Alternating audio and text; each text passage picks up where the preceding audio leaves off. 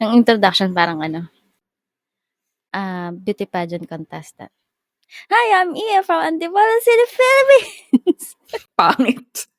Hindi natural. Alam ko ba natural?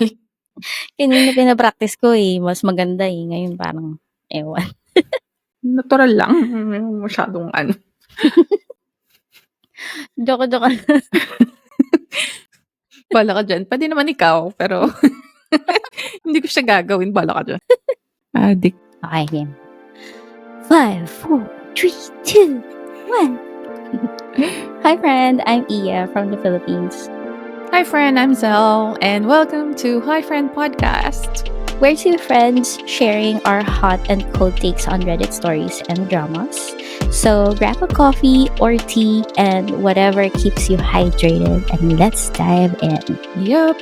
Let's go. So this one is 15 days ago. Ako ba yung gago? Iniwan Fresh. ko yung ka-meet up ko. Saan? We'll see. Huwag ka masyadong atat, friend. Ito na. Excited. So medyo baklain yung nagsulat na ito. Hello mga Ante Marie. So ayun, may kwento/rant ako for today's video. Ito na nga. So may nakausap ako, 25 female, na younger guy, 22 male, dito sa Reddit. Let's call him Z. Nag-agree kami ni Z to meet today for a quick momol sesh. Oo, pasensya na, momol deprived lang. Before kami nag-meet, syempre, sendan ng pics, ganyan. Yung itsura niya sa sinanyang pic is okay naman, maputi, chinito, tapos big boy, my type. So, ako Big naman boy. si Gaga. Okay, G na to. In fairness, si ate girl, no? Ayun. So, for context, 30 minutes nag-drive si Z from his place to my place para sunduin ako at usapan nga naming magmomol sa car niya. Mga ate, hindi ko kinaya. Ang layo ng itsura niya sa sinanyang pic. Hindi ako nang lalait, dinidescribe ko lang. Opposite siya sa sinend na pic. Though, siya pa rin naman yun, pero naka-filter si kuya mo.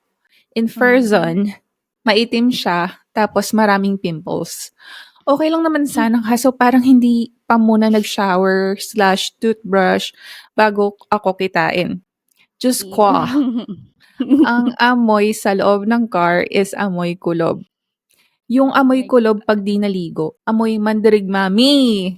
Hindi ko carry. Hindi ko kine-carry yung mga nito ni ate girl dito yung sulat na ito, nakaka. Nanlalagit pa yung hair niya. Mga mima, mukhang hindi talaga naligo. Ang baho talaga niya, amoy ko from my seat. Tapos, crying emojis. Samantalang ako, naligo ako at nag-toothbrush ng bonggang-bongga. Nag-makeup pa ako mga teh, para mukha namang presentable, tsaka nag-spray ng favorite kong pabango. Tapos yung gamit ko, mukha lang bagong gising na nakapantalon. So sabi ko, naiihi ako, kahit hindi naman. Nagpaalam ako, iihi muna. Tapos wala na akong balak bumalik. Nung nasa CR na ako, chinat ko siya na hindi ko talaga carry at humingi ako ng dispensya. Nag-sorry ako ng todo-todo tapos nag-offer ako na mag-send na lang sa GCash niya para naman hindi sayang ang gas niya. Kaloko talaga, minsan lang ako makipag-meet tapos ganito pa, crying emojis. Ako ba yung gago kasi iniwan ko siya? Or okay lang yun, kesa naman gawin ko yung bagay na hindi naman ako comfortable. Anong mas better ko sana ginawa? Tawa ka ng tawa dyan. Hindi pa ako tapos. Wait lang. Pinaninindigan ko nga yung paano niya sinulat, nakakaloka. Anong mas better ko sanang ginawa? Pasagot naman mga auntie kong masisikip. Salamat.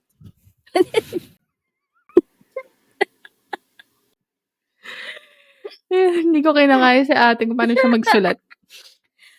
Feeling ko, I do the same. Parang, Jer ka pa? Nang ganun na nga yung itsura. Tapos, alam ka naman, magdispensa ka habang nasa harap niya.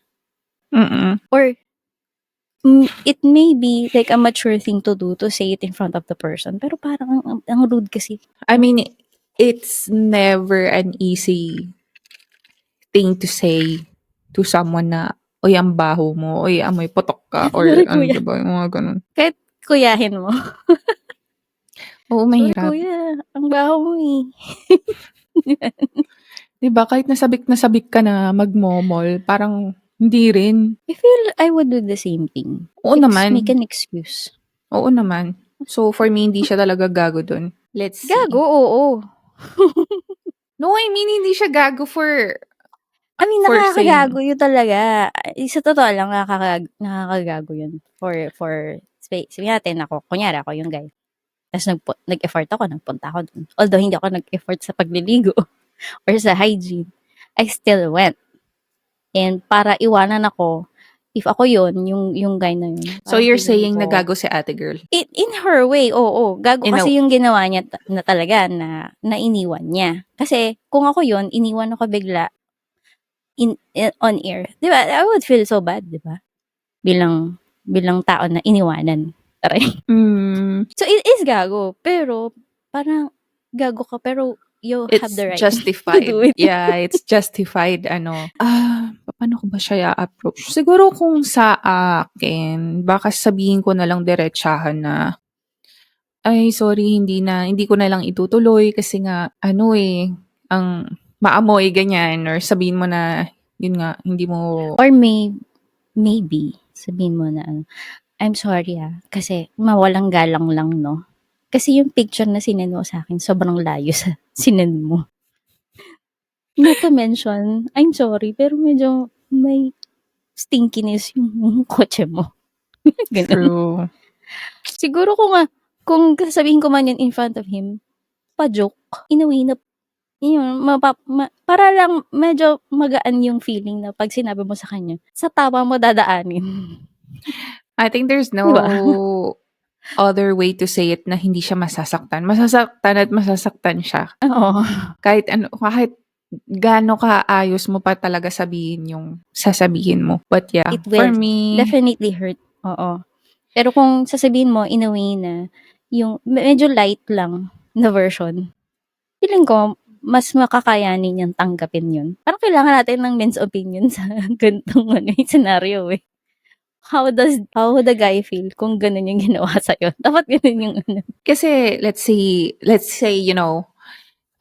hinarap mo, sinabi mo kung ano yung reason ba't ayaw mo in front. So, masasaktan siya. And then, the way she approached it, di ba? Umalis siya, tapos sa kanya na lang tinext. Same shit. Masasaktan at Yeah. masasaktan pa rin naman si kuya. I mean, I guess it just depends on what kind of person he is. Kung mas ma-appreciate niya ba yung harapan siyang sinasabihan na, sorry, hindi ko kaya kasi ang baho mo, or ano. Or mas okay ba sa kanya yung i-text na lang, ganun. So, either way, masasaktan siya. What if it's the other way around? Si ate Like girl yung hindi prepared, tsaka maamoy. Tapos siya yung iniwan. Tapos siya yung iniwan, tapos ganun din yung ginawa, like minessage na lang si Oo. ate girl. I think same lang Ang sakit din. mo nun. Ang sakit nun.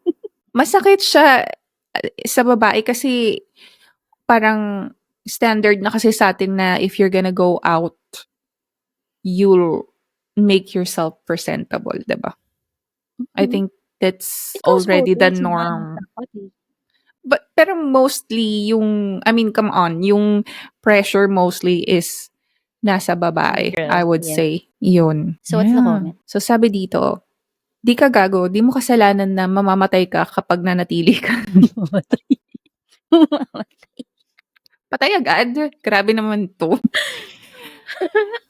Nag-reply si, dito, OP, sabi niya, yun nga medyo scared pa ako kasi alam niya sun building ko. So, yun.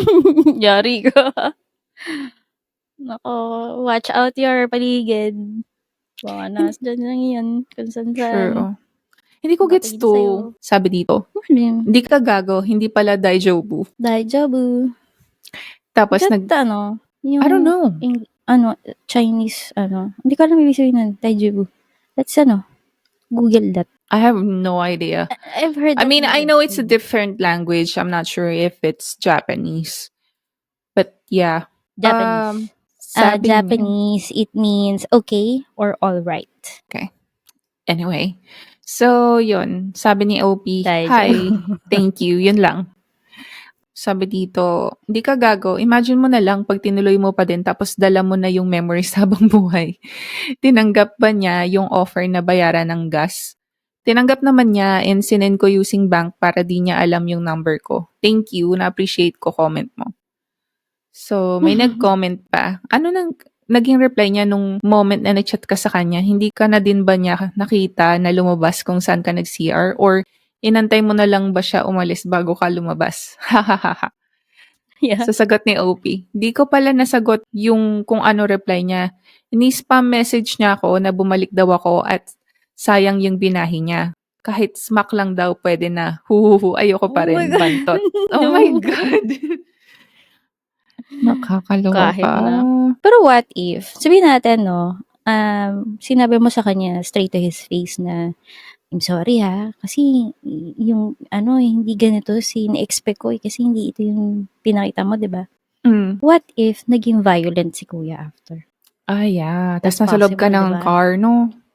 Oh, you're locked in. Mm. Tapos nakalock pa yung kotse.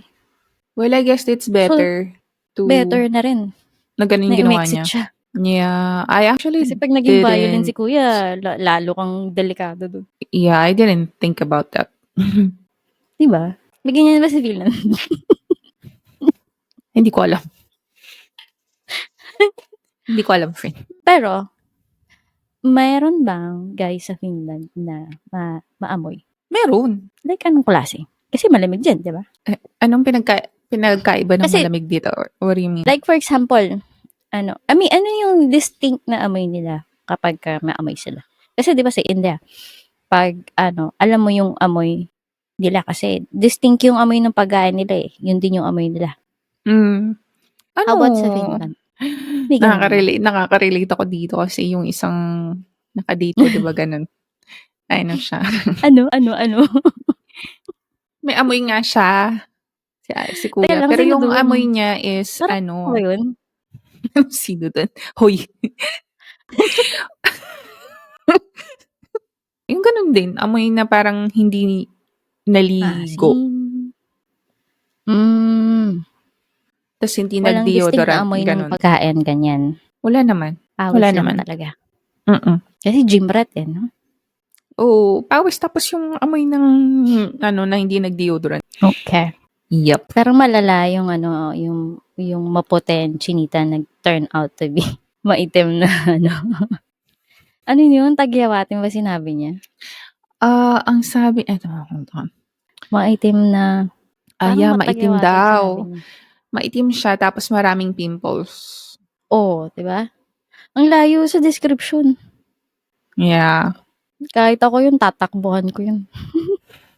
True. Kahit ako. Pero, before ba mangyari yun, video call muna. Oo ka ng oo eh. I-video call mo muna. Patunayan mo muna na na marangal na rangal yung pupuntahan mo. Bago mo Diba? punta. That's the essence of asking for a video call. Para hindi ka na mag-waste ng time. Gusto ko yung story. I know. Very funny. Very funny. Charot. Very funny. Teka. Check natin yung iba pang comments. Kasi may mga may mga comments dito na talagang todo reply din naman si OP. Sabi dito, "Di ka gago. Tama lang yan sa mga nagka-catfish.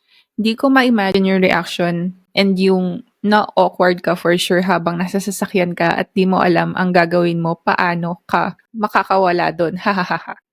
Hindi ka obliged to do something na hindi ka comfortable just because andyan ka na. Right mo pa rin yan. Kaya landi responsibly." Sabi ng Pero totoo no, tama nga. Mas naunang naging gago si kuya kasi ng catfish eh. Yeah. So yung gago niya na action to run away is just justifiable. Yeah, justified asshole, I guess. And then sabi ni OP, "Gulat na gulat ako pagpasok pa lang ng karte. Doon pa lang iniisip ko na kung paano ako babound sa sitwasyon na yun. Trauma talaga." And then the next one says, "Di ka gago, okay lang umatras. Baka medyo gago paraan, pero okay lang. Yun na madali for you din para di mo ma-feel na threatened ka sa kotse niya. Okay na nga na may GCash reimbursement. Pero paano yun? Usap lang agad and diretso sa momol? Wala sparks, personality-wise or in common na stuff? Ha ha ha ha. Ano reaction niya? And then OP replied, I tried naman makipag-small talk while on the way sa pupuntahan namin. Kaso puro siya, secret nga ni, parang anong Bisaya sila. Nyeta, walang kwenta kausap, tapos ang baho pa. Ayaw mag-share ng any info na para bang i-stalk ko siya pag uwi niya. Diyos ko. Tapos sabi nung commenter na isa, baka may jowa yan si kuya mo. Sabi ni OP, kung meron man, sila na lang magmomol, bantot ng boyfriend niya. Grabe la itera. Actually, sila na lang. So, it did not say kung saan location, no? No. Tapos, But it met the guy from Reddit, not on a dating app. oo, from Reddit. Nag-reply pa yung commenter, sabi niya, tama ka diri, baka may tatar pa yan. Oh. May gulay. Lalo na tumakbo ka. True. This other commenter naman, di ka gago, no effort on his side, just the filter he put in his pic. Tapos sabi ni OP, through the fire, salamat at na-validate ang feelings ko. Baklang-bakla magsalita si ate girl. Parang nga, oo. Baka bading San- si ate. Babaeng bading pala. So there. Good job.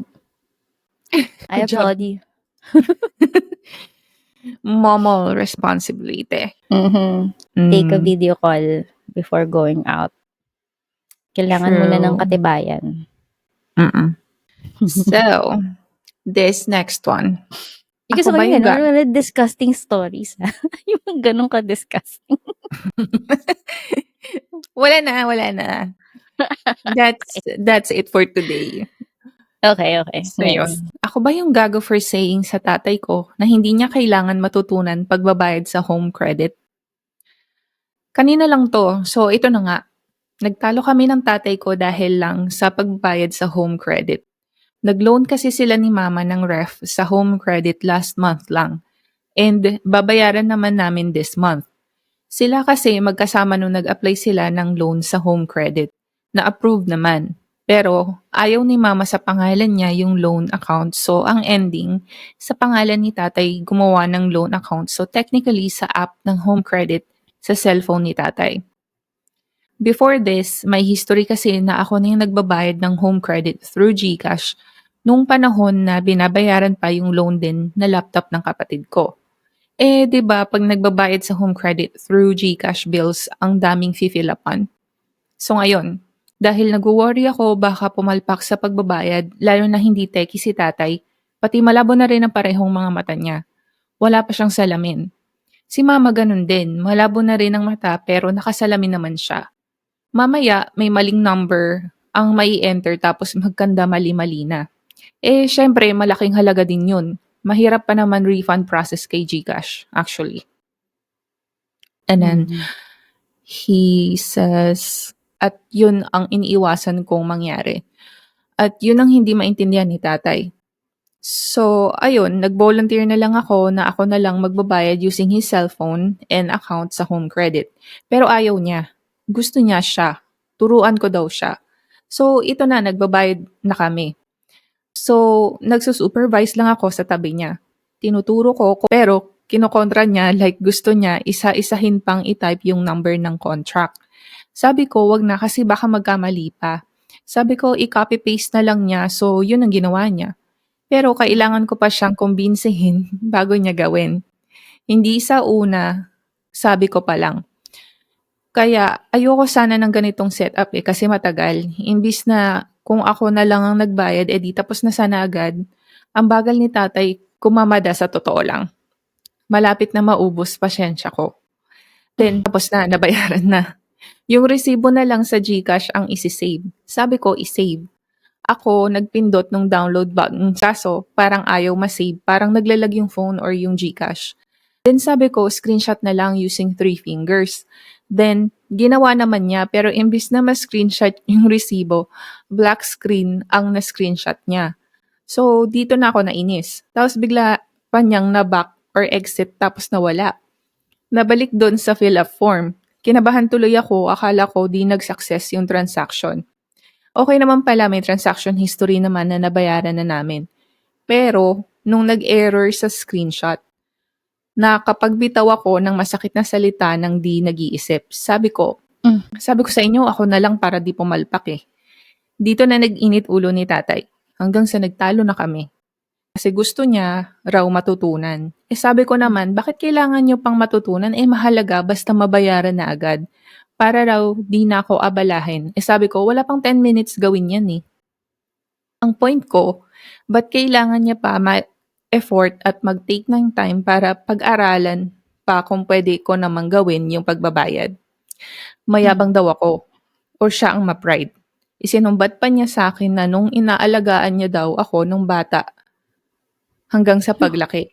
Sabi niya nung bata raw ba ako, nung nag-aaral ako, dapat daw ba sinabi niya sa akin na hindi ko kailangan matutunan yung assignment ko?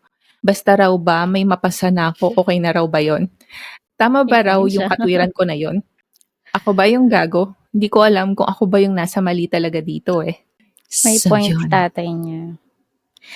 I think na anong tawag dito? Tama si tatay niya doon. I don't think he had the wrong intention. It's just, gusto niya matutunan. Why not ituro mo? Mabagal lang siya sa umpisa. Kasi it takes time to teach old dogs new tricks, 'di ba? True. Parang medyo in a way, parang ang init agad ng ulo ni OP dito sa story na 'to. You need Yeah. patience. Kasi For me, ano especially, siya doon, gago siya doon sa part oo, na yun. especially parents mo 'yan. And then, Mm. sila na yung nagpopresenta na matutunan yung kailangan nilang matutunan. True. Tama nga naman, binalik tuloy sa kanya. Nung bata naman siya, pag siya yung tinatanong, sinasabihan ba niya na na yun nga, parang ano yun sinabi niya? Yung assignment niya, hindi na ba daw kailangang pagtuunan ng parang gano'n? Oo, ganun. At least yung tatay niya is making an effort to learn this something na hindi True. niya alam gawin because technology wise it's not friendly for the old age.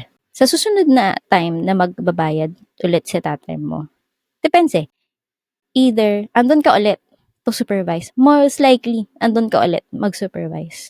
So, in a way, why not be thankful? Kasi hindi naman pera mo yung binabawas dun eh. You just have to guide them, di ba? Ayos yung pera naman ng parents yung ginagamit pangbayad dun sa home credit.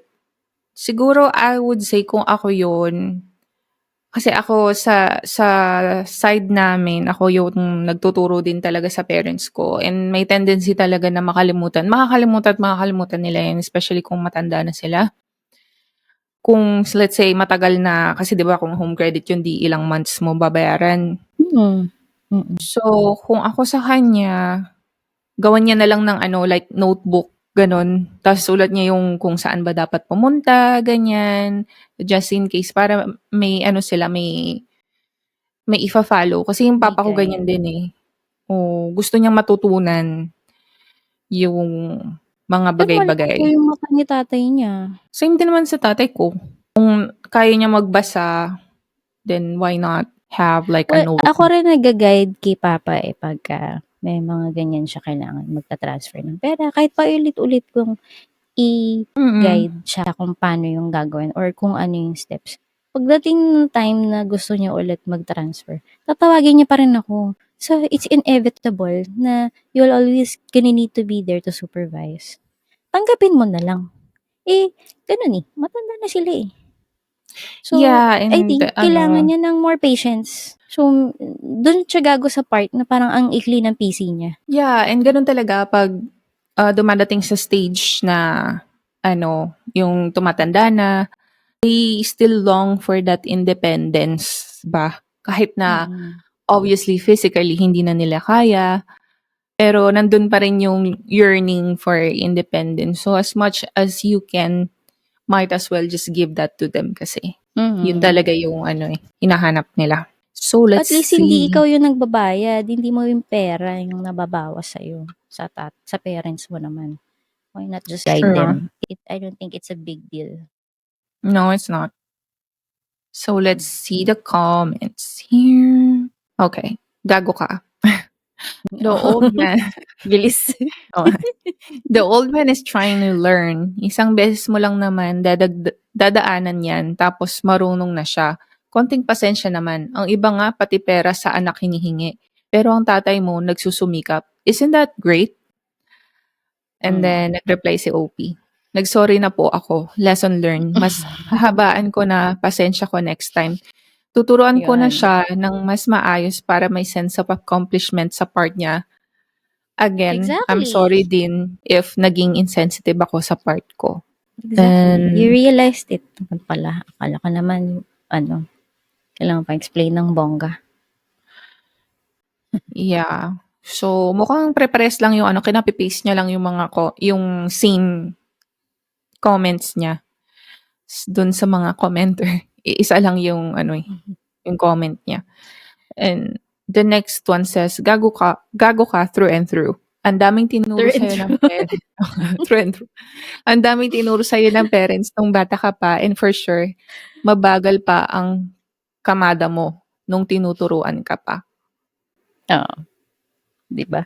Sa'yo bumalik eh. True. Gago ka. Alam mo na ikaw yung gago pag binabalik sa'yo. Tapos natamaan ka. So, ito pa. Gago ka in all levels. Ayaw na through and through. Ito. To all levels, friend. So, gusto niya matuto, Gusto ko yun. wala kang tiyaga. O, diba? Ikaw yung nasabon dyan. Mainit agad ulo mo. I feel bad for your tatay. Hindi niya deserve yun. Sila nga, ng parents mo, nagtiyaga na turuan ka sa maraming bagay nung bata ka pa eh. Nagtiyaga yan, turuan ka magsulat, magsalita, magbasa. They taught you how to potty train. Ayan. Yeah. Ituturo mo lang kung paano mag-Gcash. Mm-mm. At least hindi ikaw yung nagtuturo mag-potty train, di ba?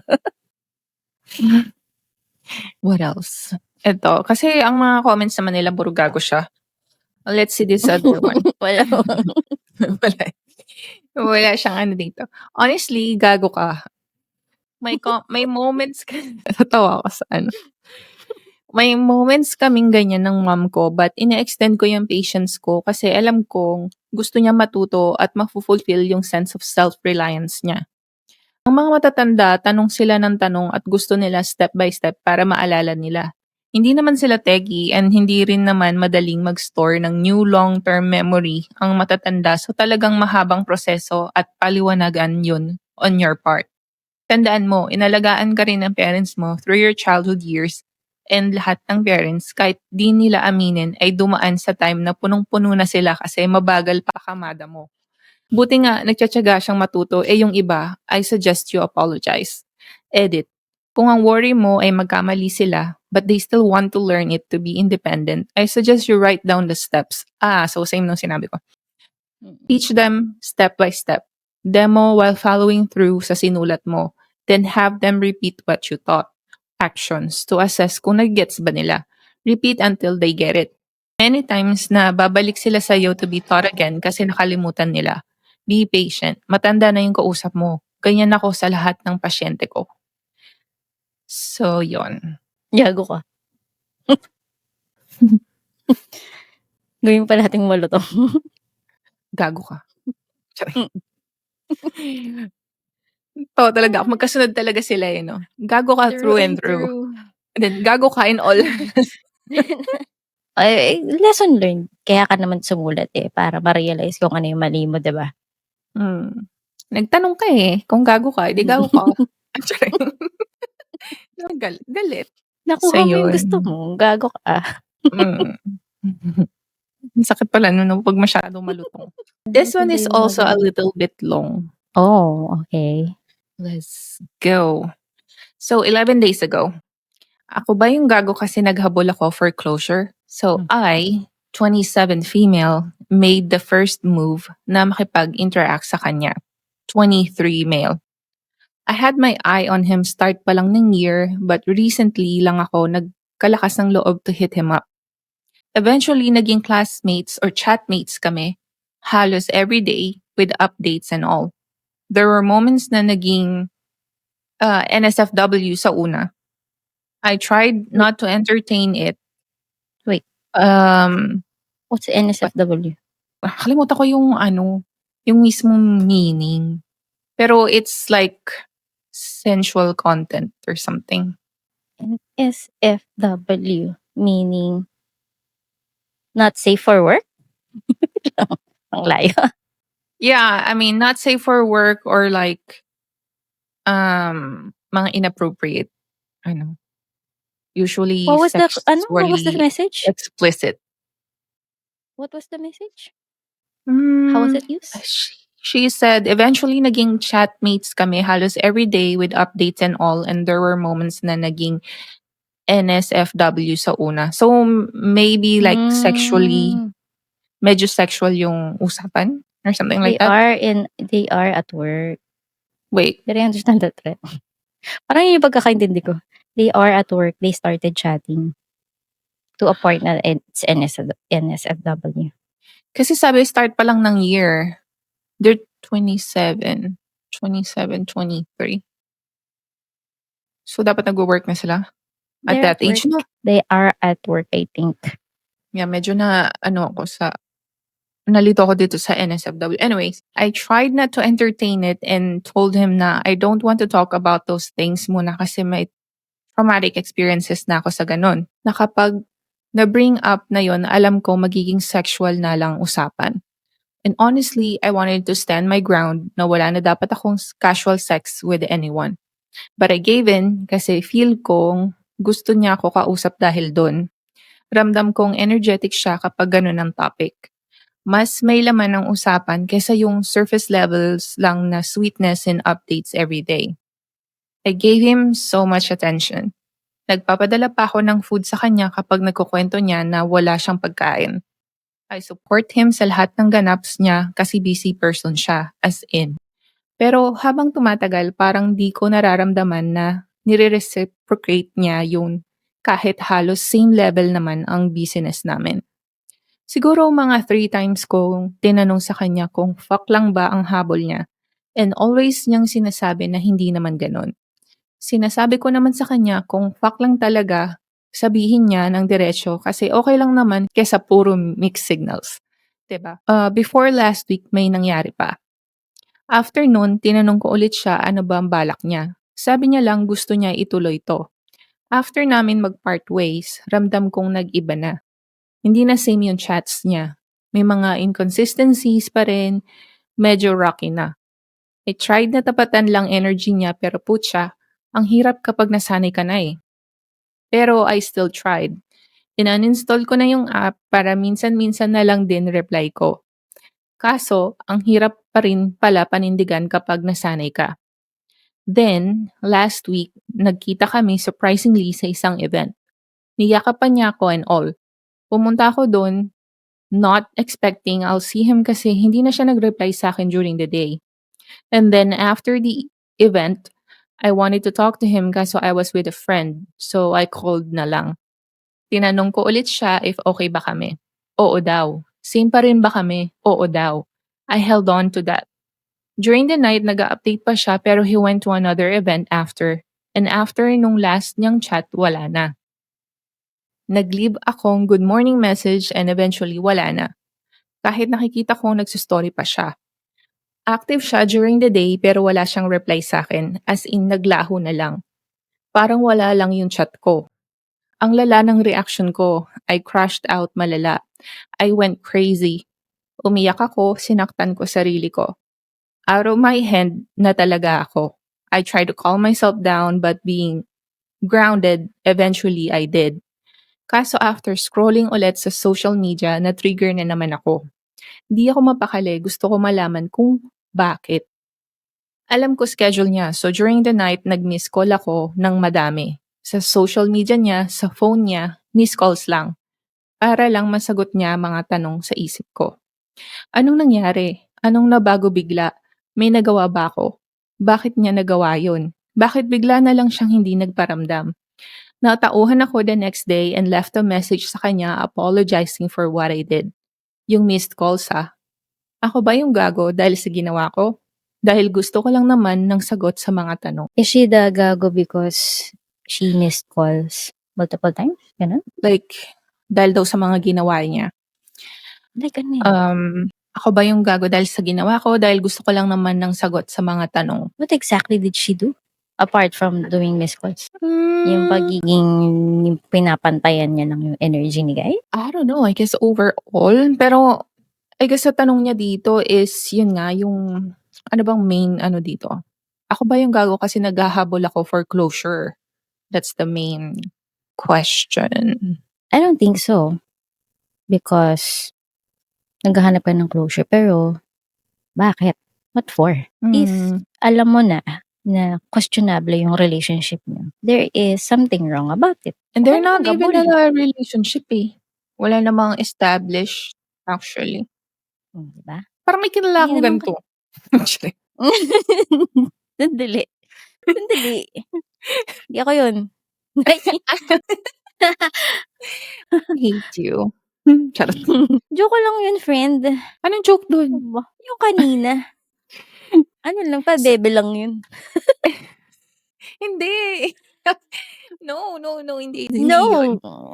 Explain.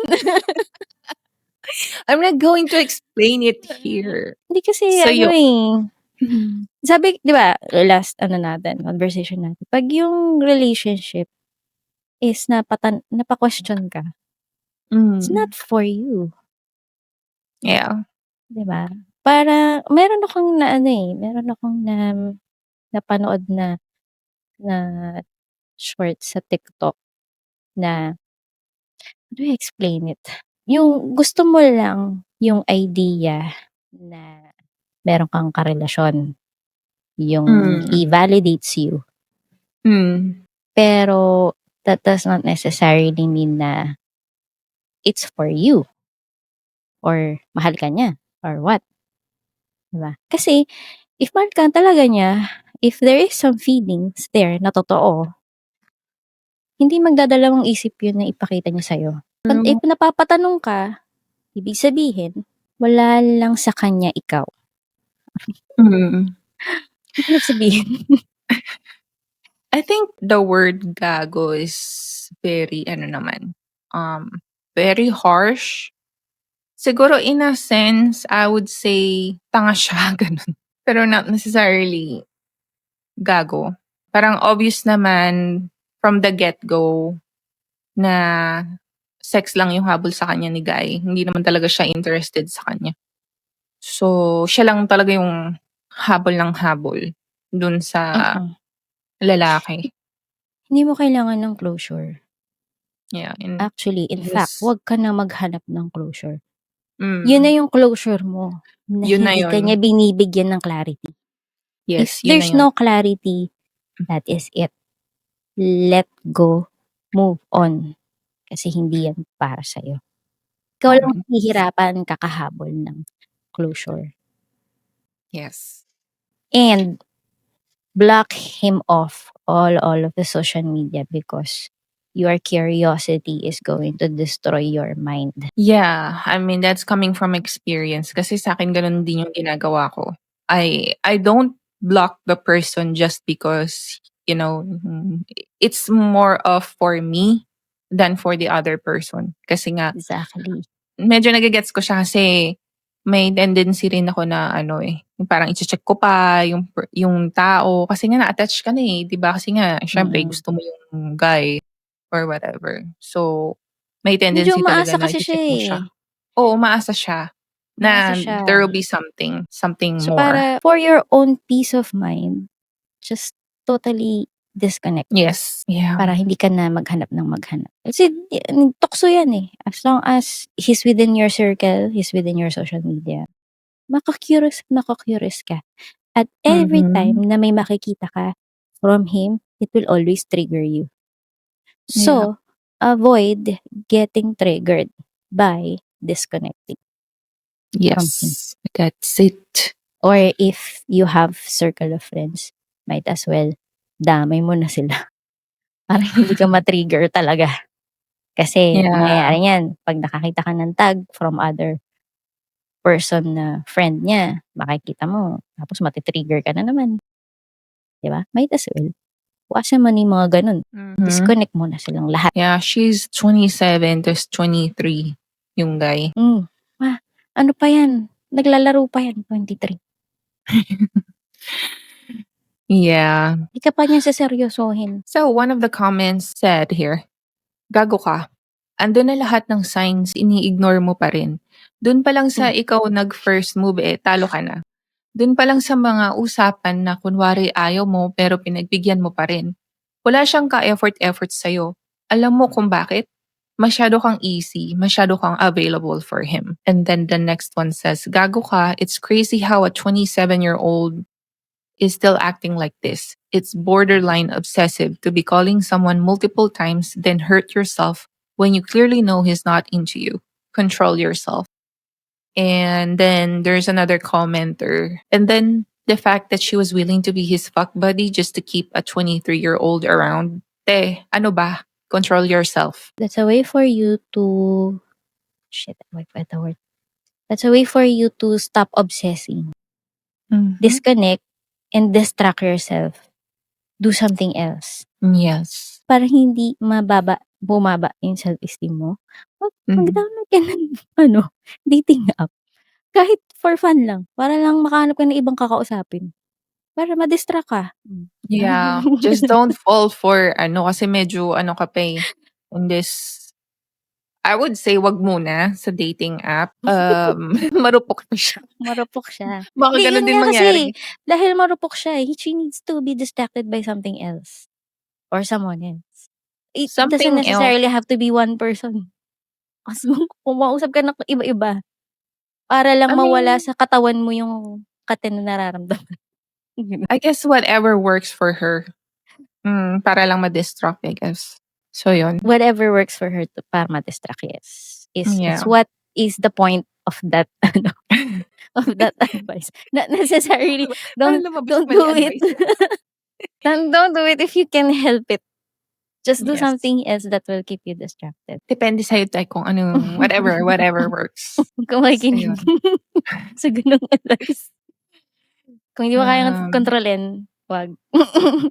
Teka, basahin nga muna natin yung iba. Gago ka. He was not responding to you anymore, which is a sign from him that he's done with you.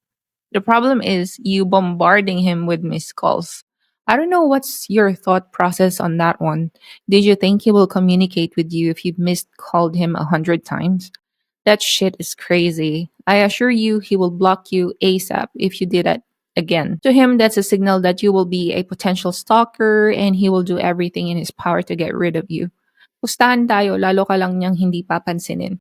Not responding to your messages even though he was posting things was already a clear sign that you and him are not good anymore. Why would you ask him if okay pa kayo? A guy like that will not tell you to your face that you and him are over because all throughout your relationship, you keep asking him questions and halata naman na he was not just answering you the things you wanted to hear. Please just walk away and wag ka na maghabol. Love yourself enough to run away from a guy who is clearly trying to get rid of you. On point. Yeah. It's a clear answer. Yung hindi niya pag-reply sa'yo even if active siya on his stories. Yeah, I would really suggest for her na i-block niya lang yung guy so she's not tempted. You're not gonna move on kung lagi mo i-check. I used to do that, no? Yung mag-i-stalk. I learned not to do that anymore. To myself. I guess. Kasi, ang nangyayari, kawawa ako eh. Yung sarili ko, naawa ko sa sarili ko when I do that. So, I try not to anymore. But, yeah, it's a part of growing up. You will really go through that part wherein ikaw yung ma-obsess, trying to stalk whatever is going on with the other person. Sure naman. So, you have to, nagdadating ka din dun sa part na matututunan mo na you're gonna stop doing that. Yeah. Diyan naman tayo natututo eh. Kailangan talagang maranasan mo muna bago mo magets. Unfortunately. Because that's how you learn. Yeah. So, sad to say, ganun talaga eh. Yeah, hindi ka naman matututo if everything's easy You made it every moment. easy for the guy. Yeah. Now, that's a So, lesson learned for you. Should be a lesson learned for you. here are some comments here. Gago ka for not loving yourself first. Fuck buddy lang tingin niya sa'yo. You know it deep inside. Dip. Alright. Fuck buddy Deep lang tingin. inside is kind of double meaning. Double meaning ba? Ikaw talaga, Deep inside.